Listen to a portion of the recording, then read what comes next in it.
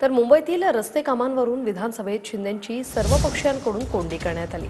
21,000 कोटी खर्च करूनही मुंबईतले रस्ते हे खड्ड्यातच असं अमित साटम म्हणतात। ऑक्टोबर 2023 पासून सीसी रोडचं काम सुरूच। सीसी रोडच्या कामासाठी अख्खी मुंबई खोदून ठेवली आहे असं अमित साटम यांनी म्हटलंय।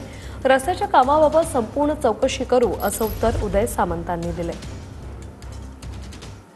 कोटी मुंबई शहरांच्या रस्त्यावरती खर्च करूनही मुंबई शहरातले रस्ते हे खड्ड्यात गेले होते।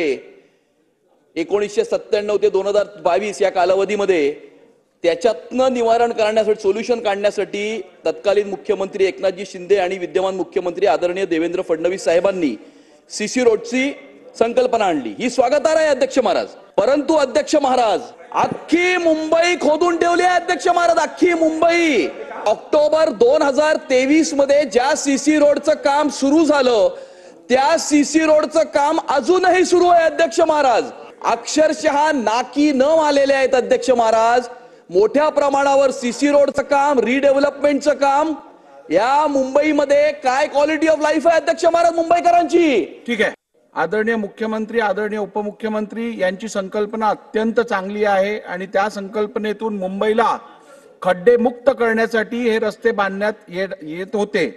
परंतु प्रशासनाकडून ज्या प्रकारची कारवाई होत आहे ती निश्चितपणे या आदरणीय मुख्यमंत्री, आदरणीय उपमुख्यमंत्र्यांनी ही जी संकल्पना आणलेली आहे त्याला निश्चितपणे गालबोट लागेल अशी परिस्थिती आज आहे। अध्यक्ष महोदय, आपण ज्या पोटतिडकीने या बाबतीमध्ये सांगितले की माननीय तत्कालीन मुख्यमंत्री असतील, विद्यमान मुख्यमंत्री असतील, त्यांनी एका चांगल्या भावनेतनं हा प्रकल्प मुंबईकरांसाठी आणला, पण त्याच्यासाठी जर अशा पद्धतीचं गालबोट लागत असेल तर ह्या संपूर्ण गोष्टीची चौकशी केली जाईल हे मी सुरुवातीलाच सांगितलं। आणि दुसरी महत्त्वाची गोष्ट माझी आपल्याला देखील एक विनंती आहे की आपण आपल्या अध्यक्षतेखाली या संपूर्ण विषयाची एक बैठक आपल्या दालनामध्ये जर आयोजित केली तर याच्यामध्ये अनेक गोष्टी अजून आपल्याला निर्देशित करता येतील।